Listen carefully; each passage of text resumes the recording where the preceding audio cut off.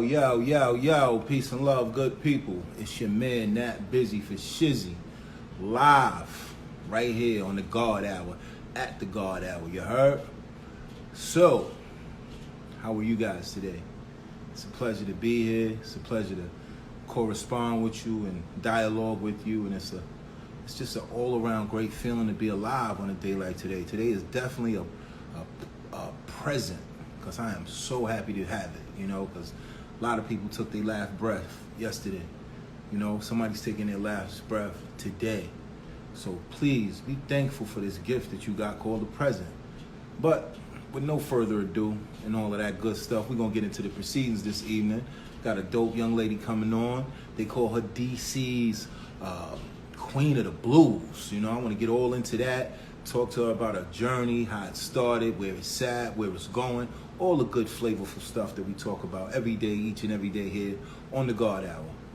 So, with all that being said and done, we're going to get right into the proceedings this evening. It's your man, Nat Busy. We're going to let this lady. Peace and love, beloved. Hi. How are you? I'm great. How are you? I'm doing well, especially now that I see your lovely smile and that glow you got going on. Oh, thank you. So just for the sake of the people, could you tell us your name and what it is that you do?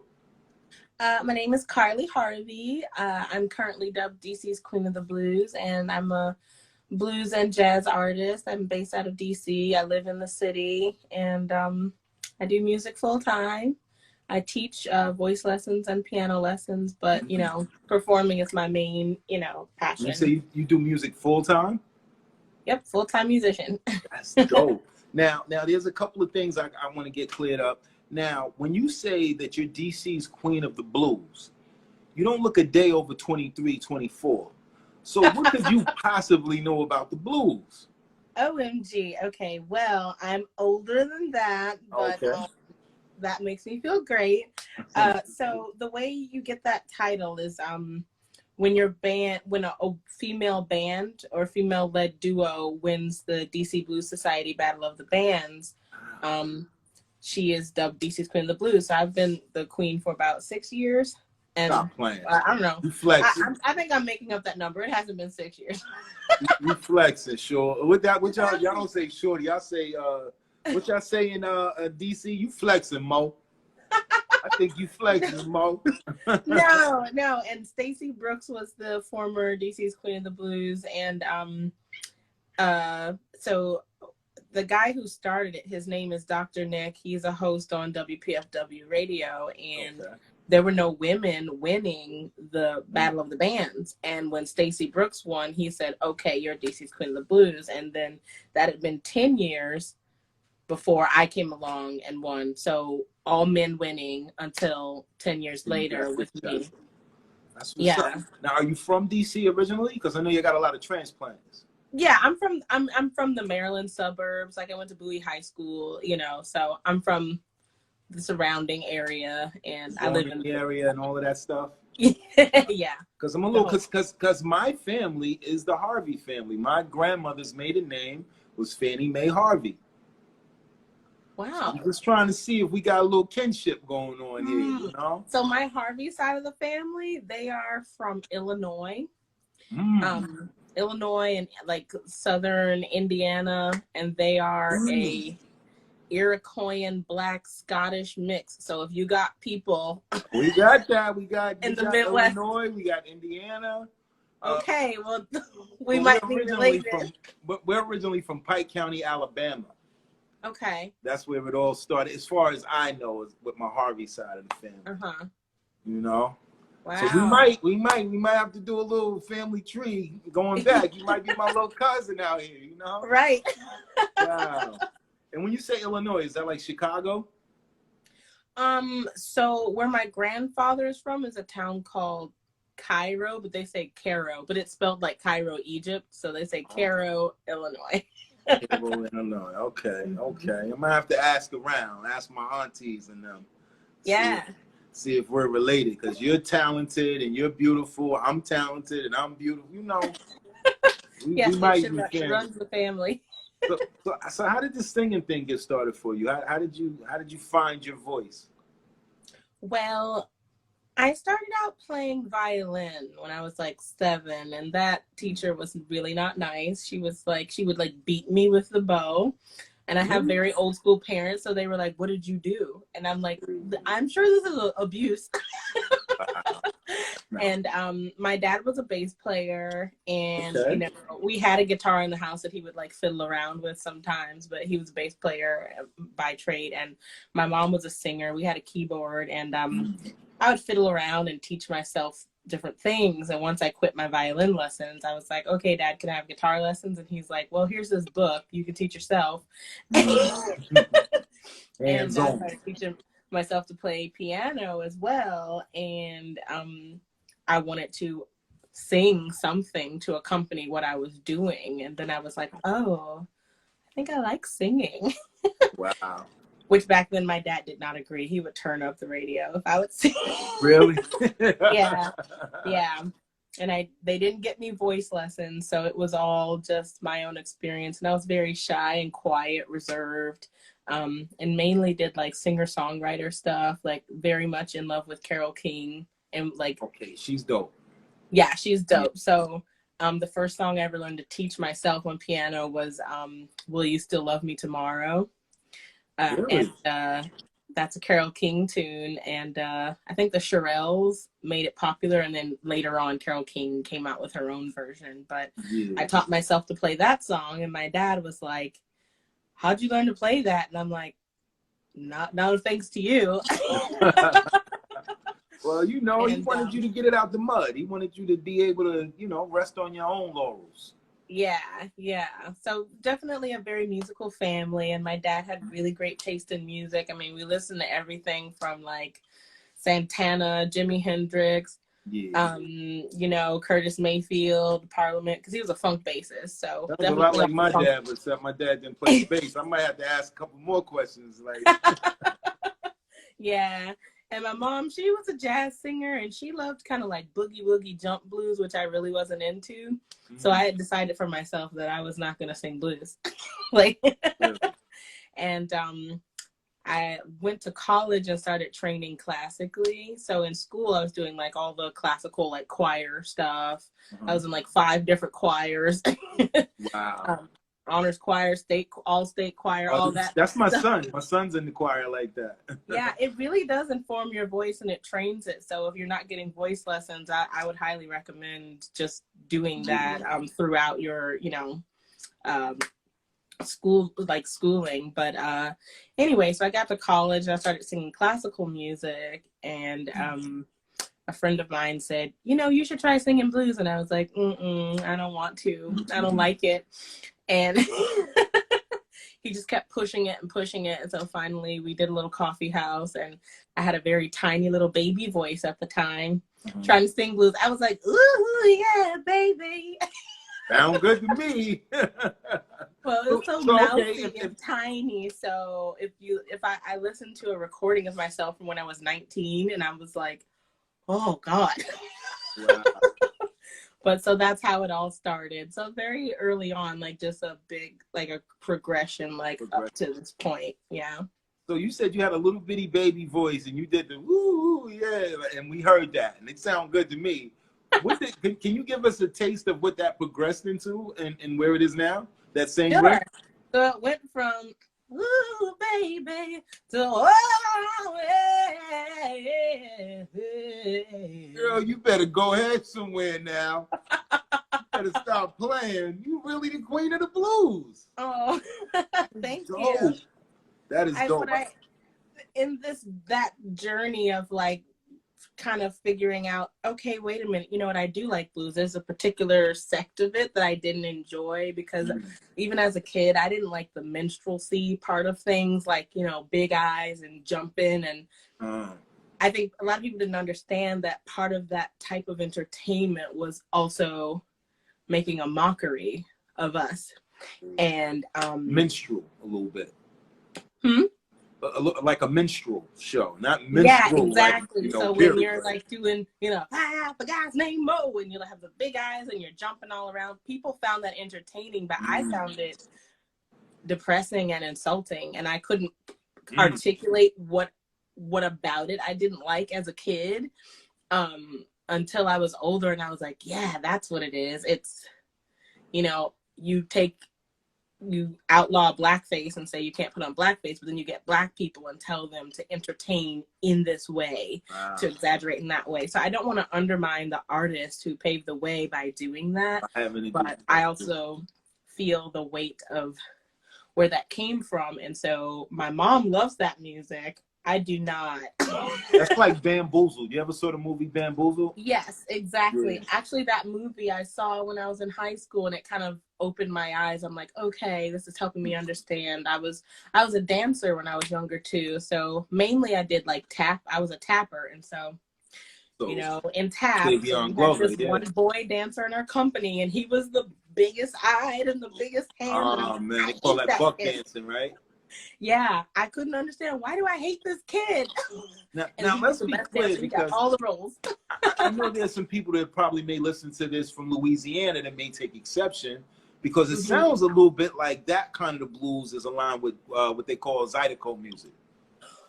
Yeah, but it's separate though. It's not quite Zydeco. Zydeco has like a feel, that like that second line kind of check. Yeah, but they do something called buck jumping though, right?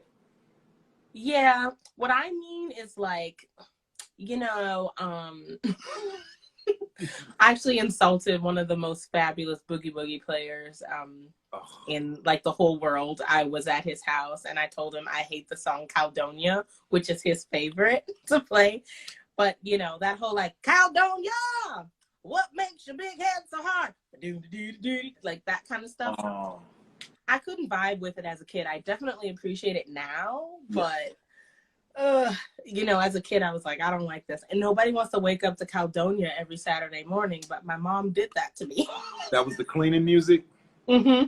Yeah, so I was like, done. Just not, I cannot. But as I went back through, I'm like, okay, so I would call Mahalia Jackson a gospel blues singer. And I'm like, okay, I've always felt drawn to her voice and the power she sang with. And then I was like, okay, wow, I love Coco Taylor. And I started listening to Susan Tedeschi, who's a younger blues singer, but she kind of made it more accessible. And it was like soulful in this way that I couldn't connect with before. And so when I started singing it, I was like, if I'm going to sing blues, it needs to be authentic. I'm not going to like put on a show. Yeah. And actually now at this point, like starting last year, I started like teaching master classes on the Native American influence in blues, because I'm an Afro-Indigenous woman. And so when I sing, some of those runs are like very similar to the nuances you hear in Native American music and melodies and things like that. So while I'm teaching these classes, I discovered so much about my own voice that like, it's so rooted in who I am, the African heritage and the indigenous heritage coming together to make this music. So when I sing it, I don't want to put on a show. I want it to really just come from inside. Pure place, yeah. It's ironic that I was just having a conversation with a good friend of mine. I live out here in Maryland now too, so I'm not far from you. And I was talking to a good friend of mine yesterday who's actually from Gary, Indiana. And he was telling me how his family tree is very Native American oriented. And, I did just through my own, research and things of that nature, I know that area is heavily Native American influence and populated. Because when you're in like everything from Milwaukee, Wisconsin to Chicago, which we know is a Native American name, and it's that area is really populated with that culture. Yeah, that's dope. Because some people probably hear you when you say I got Indian in my family, and they think you're trying to be, you're trying to downplay, being a black woman, and that's crazy sometimes. But yeah, that happens with like the duality of living as a mixed race person. Like some people are mixed and they make a choice, and I never have. So I get crap from everybody. Yeah. Because there's racist Indians who are like, You ain't you Indian. black, so stop trying. And then, you know, Yeah. from the black side, it's like, you just don't want to be. And it's like, it's just in here and I can't stop what's in my blood. So so I've always tried to like live authentically in that way. While understanding, as far as our society is concerned, my race is black. I mean, you know what I mean? I'm I think you are whatever the police may think you are if they pull you over. Yes, exactly. So, and as you could far be as black as cold, but if you look white, they might think you're white if they pull you over, you know? I know people who are Egyptian and not very light skinned who get pulled over, and my friend, they marked white on his paper, and I was like, what are they looking at? Like, I think somebody told me it's more so hair texture. Absolutely. The concept of race is kind of like crazy, but now we're starting to get on the far end of things. But I in that was saying that my spirituality and the traditions I keep, I wish that there wasn't so much assimilation for African Americans to be so far removed from their heritage, because the Native American heritage for me is more within reach. Like, I smudge, our like, and just spiritual ceremonies, the way we like prayed our ancestors. It's not like Christianity at all, which, most, I can't speak for everybody, but many, Black Americans, African Americans, are, steeped in Christianity, which I was raised like with a, Christian family. My mom's family's Catholic. They're crazy. And then my mom kind of left Catholicism, and we've been to Baptist churches, Methodist, Presbyterian, Unity, Life, whatever. So my roots are in Christianity, but the conflict of spirituality as far as like who you pray to, and and other traditions that we have, I would say, culturally I live differently than people would say is my race assignment, if that makes sense. No doubt. I get it. I'm a very open-minded person in that regard. With that being said, I'm going to give a big shout out to Tion. I think that's how she says her name. She was a guest on here, and she kind of subscribes to the more African indigenous cultures. And, I know a lot of our people, especially, if they hear anything about Ashe or anything dealing with the Baba, you got some of the Babalaos and things of that nature. Oh, I don't subscribe to that. That's that black magic. That's that voodoo. That's this, that's that. But it's crazy how the young lady broke it down to me when she was on here. She said, why would we feel that way about what we naturally come from? But then somebody could tell you about the Father, the Son, and the Holy Ghost. They could tell you all of these things about Christianity, which we know is more Europeanized. And that's absolutely. what we... It was a way to make people feel less than, to be like, what you do is evil and bad, and that's why this is happening to you. And you can get people to buy into that if you press it in their brains enough, and so now you think of voodoo and people think evil, bad. But Christian people speak in tongues, right? During a voodoo ceremony, when you experience possession, which that's just the English translation, there's no difference. You're being, you are, taking in the spirit of your ancestors and speaking through them. And it doesn't matter. People say, like, there's linguists that study like voodoo ceremonies in Haiti and can trace the languages back to certain areas of Africa. Wow. Those are their ancestors speaking through them, but they've been taught and ingrained that's evil, that's bad, it's demonic. And so therefore you can demonize a whole group of people based on their spirituality. Even like most what people call witchcraft, that's just Native American, like We're gonna keep it 100, man. That's just herbology. Yeah, we're gonna keep it 100. And even with me, like, you know, I'm pretty traveled as it pertains to America, especially. You know, I've lived in almost every region of the country, and you know, like I just said to you, my mom's from Alabama. You know what I mean? I love you, Mom, but my mom would be like, you know, if I'm dating somebody, and where's she from? Oh, she's from New Orleans. Oh, don't eat her food. Yep. You know, you know, she's from Haiti. Oh, don't eat that. You know, and it's like, you know, and that was probably coming from a earlier place of my mom's, you know, state of being. You know, forgive me, Mom, but this is how we were raised. You know, you got to watch people. Don't eat no chocolate cake from her. Definitely don't eat no spaghetti. You know what I mean? Yes, I've heard that before. I mean, it doesn't mean that there isn't truth in some of it. It's just not. Yeah, but it's the same thing. It's the same thing in Christianity. I've seen people do some suspect things. I'll be like, oh, hold up, what part of the Bible was that? You know what I'm saying? But yeah, it is what it is, man. But let's get back to that voice of yours, because I was thoroughly impressed with that impromptu riff you just did right there. And so you're in college for music, right? Yeah. You graduate, and what do you just start working as a music instructor, or what was the process for you after college? So my friend, whose name is Wes, so shout out to Wes. Hey, he was he was working at a music school in Bethesda, and my senior year, I think it was like winter break or something, and the school had a battle of the bands, and they asked me to be a judge for their battle of the bands.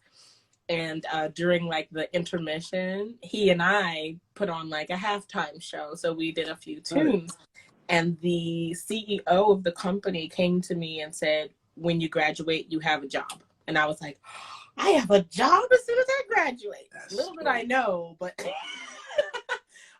but I did have a job as soon as I graduated. It's not a job you want to stay at forever. It did serve its purpose for me. So I did just start teaching voice lessons and piano lessons as soon as I graduated, and then I was doing music full time. Like so the piano lessons you were teaching, you taught yourself to play piano though, right? Yeah, and then in college, you know, when you're a music major in college, they started fine-tuning it. Yeah, they make you take, you know, lessons. So I got, you know, trained in college, and so I'm not gonna say I'm a concert pianist or anything. I really like, especially when it comes to like blues soloing. The blues is here in my voice. It's not in my fingers. So yeah, so I teach beginners to intermediate piano, but when they want to go beyond that, like, you know, I usually recommend another teacher for what I can't do for them. That's dope though. I was just sitting here thinking when you were telling me that, I was like, wow, they got schools to teach all this type of music, you know, vocal coaches, piano lessons, violin. When do you think we're going to have a hip-hop school where they teach you how to rap? That would be so cool. Yeah. I don't, you know, somebody listening needs to do it right I'm now. listening. I'm somebody. I'm about to teach a rap school, man, because, but I guess rap varies. It varies so much that it's hard to tell what's good and what's bad. I know. But even with singing, how did Bob Dylan make it all that time? You know what I mean? Because he was a fantastic songwriter. I think when it comes to the arts, I think I had to learn this as a singer too, because I was, you know, doing choral music, classical music, right? And so you want your voice to be pristine, and you're taught like grit or rawness in your voice is a flaw, right? And so it was impacting the way I sang blues, because I was so focused on that note needs to be perfect. And if I didn't do it perfectly, then, and that takes away from the emotion that's there. And I mean, by no means, I mean, Paul McCartney's not a great singer. Bob Dylan is not a great singer. You could say Janis Joplin is not a great singer, but what they did was emote in a way that helped people to connect to the lyrics that were being said. Like when you hear Janis Joplin sing Ball and Chain, I guess that her version is like blues rock, right? you really feel the weight of that because she sings it with pain. So it's not just about like accurate, precise vocal technique, you know. Yeah. And I mean, Bob Dylan, he's not like an emotional singer, but the way his cadences, they make you listen to the lyrics that he sang to me. And so that's how he, to me, got where he is, you know. Yeah, I just thought like this meme I saw somebody put out of the part of We Are the World, the video, and he started singing, and the way Mike looked at him like Mike looked at him like, I know you are not really doing this to my song right now, but you know. I think I saw that. Yeah, that was hilarious. but when you think about somebody like what's my man, If You Think You're Lonely Now, the first version, I know you probably, you know, KC comes to my head, Bobby Womack. When you think Bobby of Womack, yeah. Bobby Womack, or even Teddy Pendergrass, or in the modern day it would be Anthony Hamilton, Bill Withers, you know. Of course, these are guys that if you hear them sing, you would be like, he's not really, you know, but they have a certain je ne sais quoi about what they're doing that, like you said, it touches your soul. Like, you know, when I hear Bill Withers hit that note in Lovely Day, you know what I mean? It's flat, but it makes you feel. Yeah, and I think I like it so much because I can kind of sing along to that. You know what I'm saying? And I think that's why Keith Sweat became a lot of non-singers' favorite singer, you know, back in the 80s, you know? I might not can sing, but I can whine, you know what I mean? And we need those voices to like pave the way for people with interesting qualities to their voice that aren't just like, you know, the regular mundane kind of thing. Like where we had no Billie Holiday, you know, there'd be no space for a singer like Amy Winehouse. True indeed. You know, or, you know, if we didn't have voices like Coco Taylor, there'd be no space for voices like mine, because now I've lost all the pristineness. There's none anymore. Yeah. The blues has like transformed my voice, you know, so I do sing with a lot of grit. So there'd be no space for us, you know. Yeah. And I like that. Exposure with Light. What's up, Kimmy? She said Nina Simone. And I know she had also mentioned Phyllis Hyman earlier. Oh, yeah. Nina Simone's voice was very interesting. When I was a kid, I thought she was a man.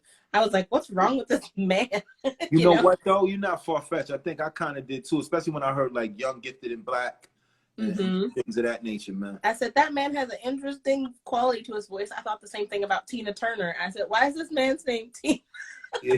But I was listening to Tina's like blues, 3 o'clock in the morning. I can't even close my eyes. You got a voice, though. I thought that was a man singing. Yeah. You know, your voice is when you just hit that note. Maybe I'm being biased, and I don't want to be so biased. But I think like you sound like a more authentic. And people, please don't get mad at me. This is my personal opinion, but I think you sound like a more authentic. Rolling in the Deep. What's her name? Adele. Adele. Oh, I'm not offended at all. Nah, I didn't think you would be offended, but people who love Adele might be like, oh, please. But no, you sound like you're the genuine article that, you know, she may have grown up listening to. And I love Adele, trust me. You'll catch me at a stoplight. I don't care who next to me. I'm singing, never mind, I'll find. You know, that was my song. You know what I mean? But what I'm hearing you just play around with just a little bit, I just know that's the vein that it's in. Now, do you know anything about a group called Taste of Dream, or something like that? Yeah, that's a producer I work with. So that was you? That was me. Because I was doing some research, and I'm like, I don't know if this is her. I don't want to put this out there as her, because it's completely Harvey different. also has a daughter named Carly Harvey. But it's spelled with a K. Does. You know, people spread rumors at my shows. Like, this one lady cried because I think she was the one spreading rumors. But she was like, oh, your dad is so funny. And I said, oh, he is? Because do you know something I don't know? My dad is in heaven. And she's like, no. Like the same complexion, no. You know? Your dad is Steve Harvey. And I was like, no, he's not. And she said, yes, he is. Like, You think you lying? Like, yeah. She was so upset. Yeah. But he's from, isn't he from, where's he from? Is he from Ohio. Illinois? Ohio. That's not far. Not far. That's what my family says about him. Yeah, like those Harveys. Yeah, Harvey family. Even if you go back as far as roots, you know, it was the Harvey plantation that Alex Haley's family was on. It was the Harvey plantation. That's what he called it. So, I don't know. We could all be mixed in together. You know? Yeah, I mean, and Harvey is a Scottish last name, and the Scots were quite known for liking the brown sugar. Yeah. Like quite a lot. Yeah, yeah. We run the gamut on my Harvey side. Like, you got some blue, black, and you got some light, bright. You know what I mean? Like, yeah. Well, that's the thing. You know, there's like a variety of shades and everything, shades and shapes and, you know, whatnot. It's a very diverse group of beautiful people. Absolutely, man. Yeah. I say it all the time. If I woke up and I was anything other than a black man, I'd probably just, you know, try to go back to sleep until I woke up again. Because I love it, man. I love it, man. It feels good to be black. It feels good to know that, you know, that you're so dope that people actually make laws and do all kind of systematic schemes to just hold you back because they know your power more than you do lots of times. You know what I mean? And it wasn't always like that. You know, when I was young, you know, I used to sometimes be like, well, I had to be born black. Like, this is rough, you know, but you know, now that I've let it like season in, it's been set in, you know, it's marinated in me. I love it, man. I just love being able to tell the story of an oppressed person who perseveres despite, you know, what the powers that be may be. But, you know, again, back to the voice though, right? So we get out of college, we start working at the school and you're doing your thing. When did you take it to where you're actually putting out recordings and things of that nature now? Well, I think I really had no idea what I was doing, and I felt like definitely the scarcity mindset of like the struggling artist. Like, I don't have the money to do this. I can't do that. I can't do that. So I actually didn't put out my first single until 2013. It happens. But you said you were in high school when Bamboozle came out, so that ain't too... Well, I graduated in 2007. If you graduated in 2000 anything, you a whole baby out here. Well, I just turned 35. Oh, man, that's beautiful. You don't look a day over 25, though. Oh, my goodness. That's no cap. I ain't even got no hat on tonight. That's no cap. I'm going to have to start lying about my age because, you know, in the music industry, once you're over 25 for, like, women... You know, so like people are like, you're a baby. And I'm lucky in blues because most people don't get their break in blues till they're in their 40s. So I'm definitely in the right genre. We got to talk about that though, because all that gatekeeper kind of stuff is kind of falling by the wayside now though, right? Like record labels are not as prevalent as they used to be. They don't get to call as many shots as they used to. Because indie artists have really found a way to get around that system. So we have things like Bandcamp and CD Baby where we can self-release our own direct music. To consumer, yeah. Yeah, and we can find a way to, you know, pay for copyrights if we want to cover a song. So there's like this pathway for indie artists that didn't exist before. And it probably did, but the knowledge of it was so guarded that they didn't want to let us know that we could do this stuff without them, because the people who are the least talented in the music business make the most money.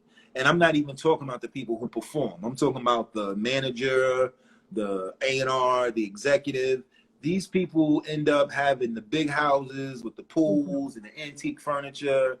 Meanwhile, the artists that they got rich off of is somewhere at a Fleabag hotel, you know. Because they didn't do their copyrights properly. They didn't license their songs properly. They were just waiting for other people to do it for them. And listen, it's tedious. I want somebody to do it for me. Like, especially when you're an artist, because your mind could be focused on creating better art. You know what I mean? But But finding instead, that we're running person, the empire.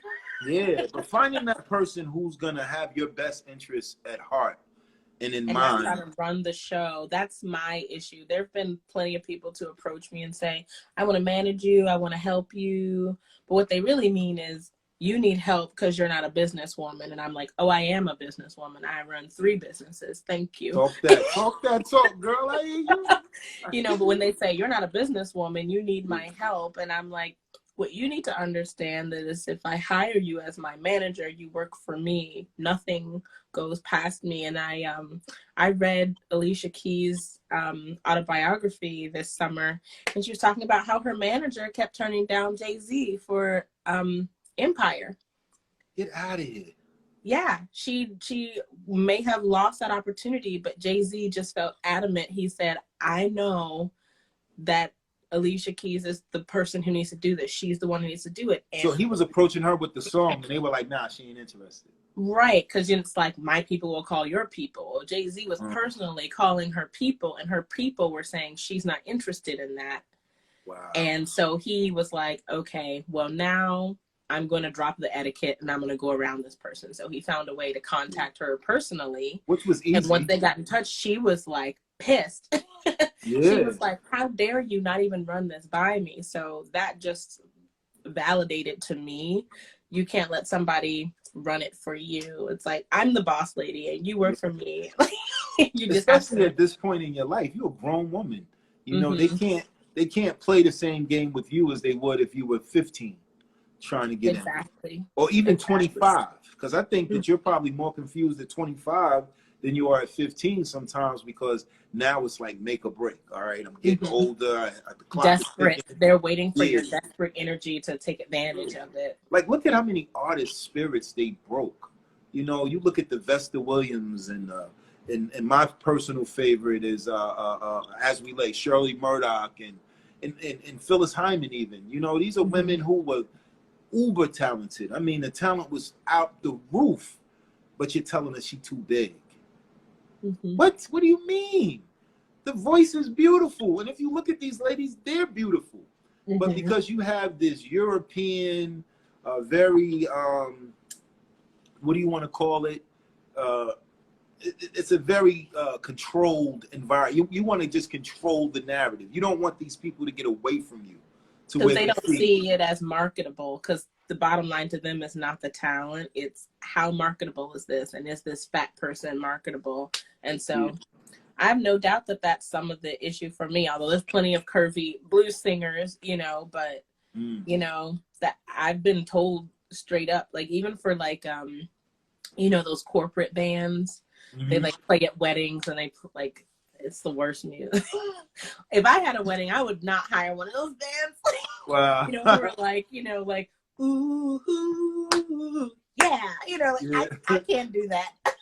Come on, y'all, sing along. But it's good money. And so as a musician, if you're like, okay, if I did 2 of these crappy corporate shows, like 2 per month, that would increase my income. So sometimes that's the conclusion you get to. But there were a few corporate bands who just decided they didn't want me to be in it because I was too big. Foul ball. I don't understand that, man. I mean, if you when you talk about music, you're talking about sound. So if the sound is right, I really, you know, and then because you're programmed, you know, if you go back to, you know, I was here a little longer than you, but if you go back to the 80s, late 70s, 80s, you know, if you wasn't real thin, you wasn't fine. And then we get into the 90s and somebody like Buffy the Body comes out. And now everybody wants to go get surgery to get what they were telling you shouldn't have years ago. So it's a little crazy how we allow people outside the culture to dictate how we move inside the culture. But with that being said, I know in your particular genre, the appreciators of that genre hardly look like yourself, if I'm not mistaken, right? Correct. Yeah. So you see yourself as, you know, and we started this. This is our music, but the people who appreciate it more are the people who are on the outside of the cultural spectrum. So how is that for you when you perform? Because I heard you take a certain stance as it pertains to what could be perceived as cooning, so to speak, when you're performing. Right. So I've never used the word cooning, but I I'm might. sorry. It was a lack of a better term at the time. You feel me? So yeah, I don't do any of that. I sing the song as if you asked me to sing for you in your house. And that's my vibe, and I'm not judging anybody who has a different approach with blues, but yeah, I mean, my audiences tend to have they're a little more diverse than most blues artists, because lots of times our fans they're like 45 and up, you know, the blues appreciators. So what I do with I have 2 projects now. Yeah, it's a good age group. But what I do is I take a song like Crazy, you know, by CeeLo Green, or you know, Single Ladies, and I find a bluesy version of it to cover, or I create my own. So I do I have a kind of like a jazzy bluesy version of Tainted Love, you know, from the 80s. Okay. And I love to hear that. And I have an arrangement of Criminal, and I'm working on an arrangement of a Lizzo song. I won't say which one because people be hopping on your stuff. So I just don't understand why our men great till it's time to be great, you know? Yeah. Yeah. So I take these songs, I put them in the bluesy setting, and then younger people are like, oh, I know that song. Or a song that already is blues derivative that's popular, like, you know, that song, the X's and O's. I hit me a boy, turned him into a man. I showed him all the things that he didn't understand. Whoa. So that became very popular. What was it, 2017? Yeah, I didn't know who sung it. But the bass line at the bottom, doom, doom. It's completely blues. So I'll do that song and then have my. And that's not somebody that's in the culture either, right? That's a European singer, right? I mean, a European heritage singer. A white person sings that. The bass line or the song? The vocalist. Oh, the vocalist. Yeah. She's from the UK. Okay. And they seem to appreciate our music a lot. I was gonna say that I love performing in Europe. Never had felt more appreciation in my life. And also, if we think about, I think some people feel like, well, it's our music and they shouldn't do it. At least keep Americans doing it. And what I think is that we study ballet. That's a French form of dance. Absolutely. And we pay homage to it by making all the terms for ballet French. So you I like how you made that H silent when you pronounced that word too. Because some people would say homage. I think it's actually a French word. I think that's how you say that. Homage. Yeah. Otherwise, I sound crazy. But yeah, you do plie, or you grand plie, or you releve, or you changement. Those are all French words, and that's how we know ballet is a French form of art. So we can all appreciate it, but we still give respect and credit to where it comes from. Yes. The same thing for the flamenco, right? And the same thing for salsa music. So there's this way we give respect and credit to where it comes from, while also seeing that a multitude of people can appreciate it. The same thing does not happen for Black created art when it comes to like blues and soul. It's like, it's everybody's music, and why do you want ownership of it? And it's because not one person is giving that credit, except for in the UK. They have schools where they specifically study soul music, and they study it like it's classical music or like it's art, like you study Van Gogh. That's dope, man. And that's an actual appreciation. That's not, I'm taking this and it's mine. It's, I respect this form of art so much that I want to study it and master it. And that to me is, what's the word? I find it as a compliment, you know. I don't see it as like you're trying to make this yours and take it, you know.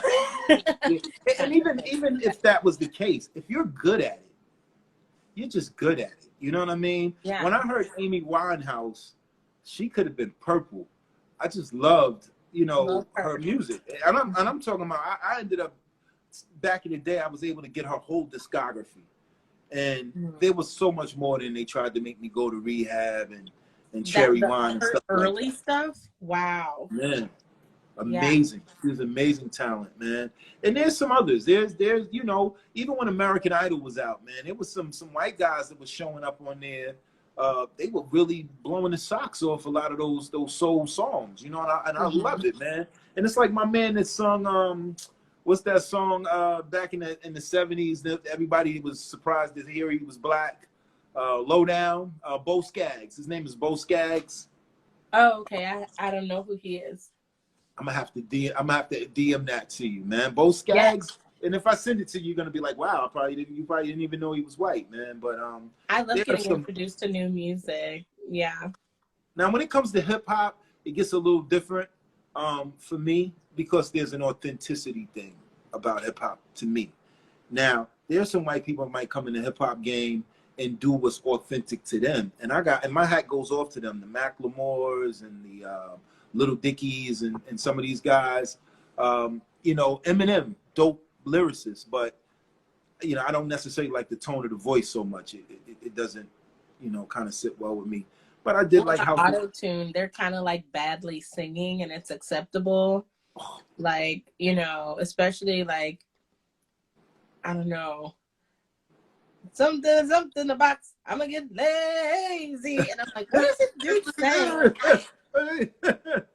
Something in the box. I was like, what is Roddy? I think that's Roddy Rich or something like. I heard that song on the radio. I was in the store one day and I was like, I kind of like this song. I have no idea what he's saying, but you know. Yeah, and I think that goes back to what was that kid's name? Young Thug, and he had that song. He said, what was that song he had? Getting High, or some song he had where he was singing in this kind of voice. Then a lot to live my lifestyle. I didn't know the words to it. But you know what I'm talking about? No. That is way on the other side of my like knowledge. Now how? Because these are your peers. These are the people you went to kindergarten and first and second grade with. Like, well, some of them. I mean, but yeah, I think when you get such an eclectic like surgence of music, you know, like you can't be like all the way into everything unless something's your specialty, like blues, you know, right? But you know, I grew up listening to like Spanish music, so can I name every Celia Cruz song? Absolutely not, but I have my favorites, you know.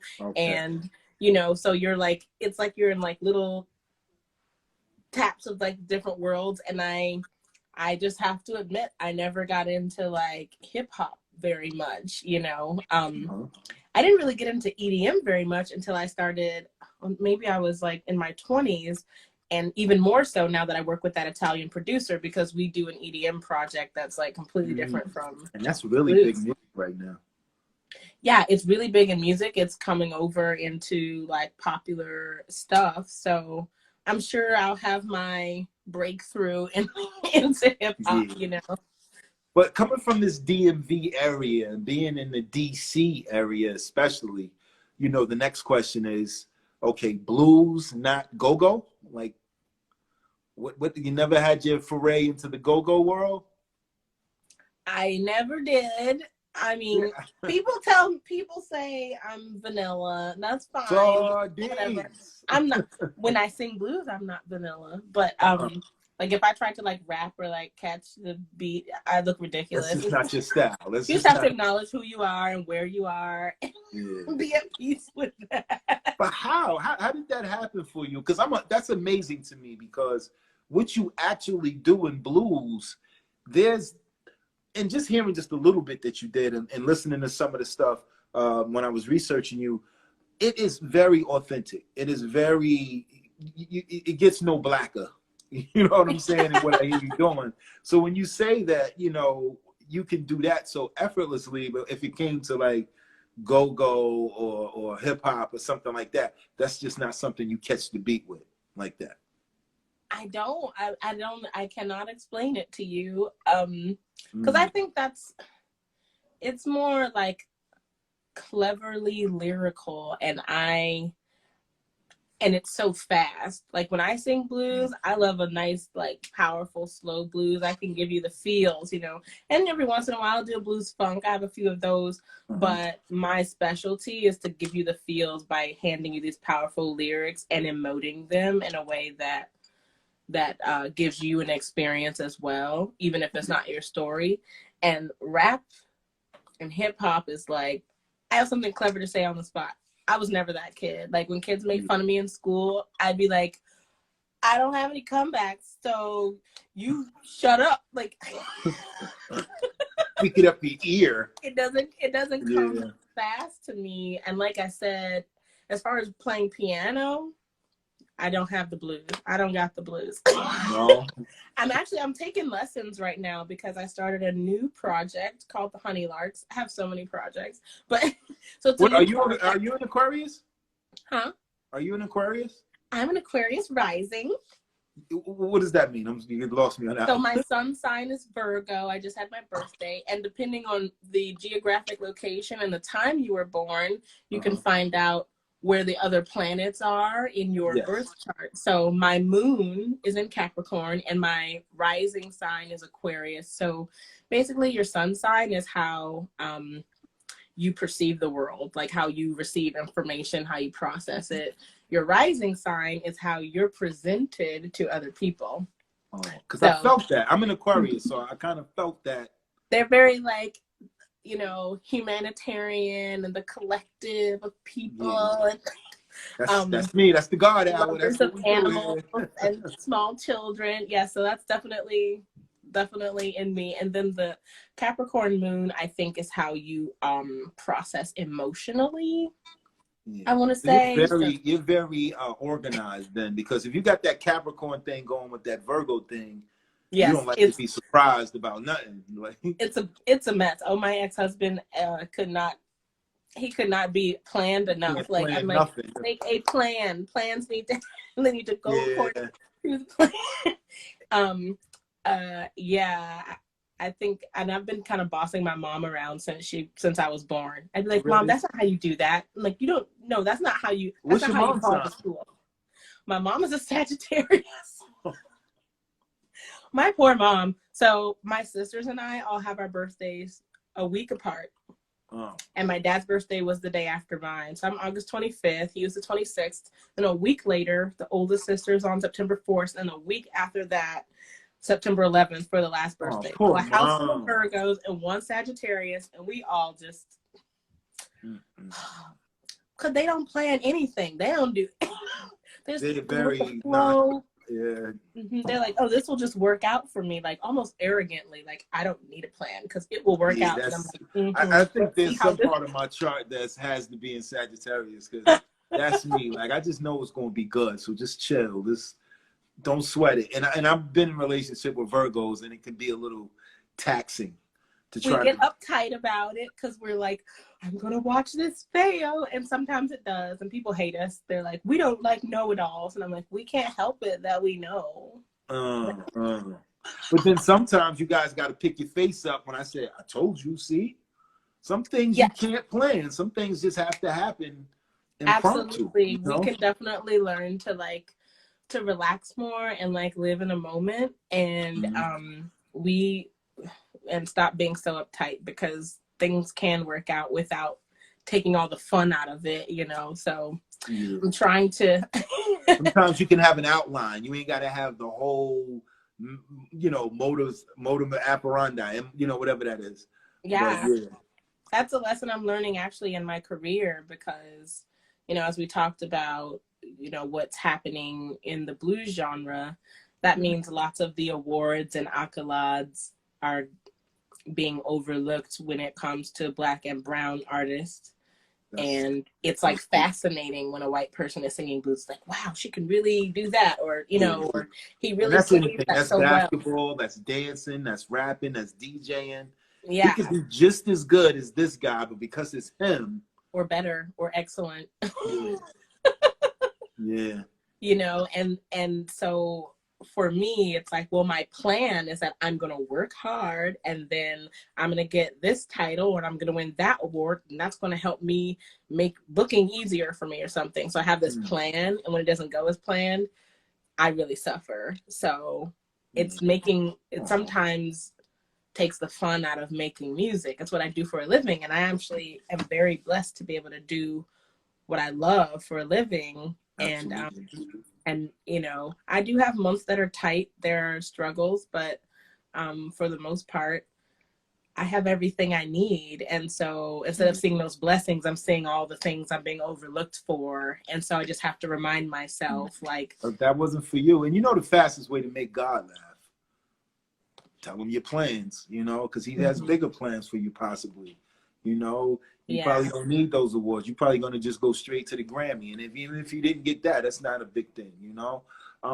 I'm curious to ask you, somebody who's active, doing what you're doing in that genre and making it happen, holding the torch, fighting the good fight, keeping us represented in the sport. You know what I mean? What do you think it's going to take to get us behind you guys more? What do you think it'll take to bring us back to the blues? Ooh, that's a deep question. So let me put a part 2 to that, right? Or do you think it's because we've actually been through the blues so much that we kind of run from the blues? I think there's been a subconscious telling that this doesn't belong to you anymore. So it's like, okay, then I move on. You have this and I'll create something new. You know, I'll create something else since you want your hand on this. Do that since you've taken over it. So I think honestly what it will take is white artists profiting from blues, supporting Black artists, because what people want to feel is that they can identify and connect with something. Yes. And if they don't feel like they can connect because it's so far removed from them, then, you know, that's the out of touch part. I mean, and I've been able to master it in some way by incorporating modern music, by honoring the craft of the roots of blues while modernizing it at the same time. But as far as demographically, that's a harder gap to bridge. And so if people feel ostracized or unwanted, they will go elsewhere. I mean, there have been times where I've said, I'm not going to play blues anymore. I can't do this. But I love it and I can't see myself doing anything else. So I have those moments and then I get back up and I just keep going, you know, because. So how's the whole COVID thing been since we've been dealing with this? Because I know you're a person who probably performs a lot live and a lot of. Yeah, it feels weird. Like I'm free on the weekends. So I went ahead and started a new project, which we have a show this Saturday at a secret location. And if you go to our Facebook page, the Honey Larks, you can find out how to get tickets for that. But it is limited. It's outdoors and social distanced. But so I've been live streaming a lot, just trying to make sure I stay relevant in the eyes. And I'm creating music. I'm writing socially conscious music. Which had a great deal in the beginnings of blues. And so just allowing it within me to go back to its roots, you know, so it keeps me going just to like stay creative and to stay active in that way. But a lot of my shows have been canceled and I was getting the pandemic relief, but of course that ran out. So I'm just trying to have faith that, you know, the income will come in. I get more students, you know. Yeah. Keep doing the work. It's coming, man. I know we're down to like the last minute here. What ways I know you said you have a Facebook page, the Honey Larks. So that's for my new project, the Honey Larks. But if you want to find me personally on social media, on Instagram, I'm Carly H Music, and also Carly H Music on Twitter. Carly Harvey Music on YouTube, and my website is carlyharvey.com. carlyharvey.com. Carly, you've been a wonderful, pleasant joy to talk to, man. It's been great to chat with you too. I hope that we can stay in touch, and absolutely. I look forward to making some money with you at some point, breaking bread with you, something that makes sense, and finding out if we're cousins. Yeah, finding out we cousins. You might be my favorite aunt's child or something, but I do appreciate you, sis. I want you to keep doing what you're doing. I support you wholeheartedly. Anything that I can share with my people, it's done. You don't even have to ask. Just send it to the inbox. You'll see it on the timeline. But I appreciate you, sis. And please, please, please take care of yourself and keep doing what you're doing. Thank you so much. Definitely. And thank you for everybody that checked us out, man. I wish I could shout y'all out individually, but you know who you are. I love you all. Peace and love.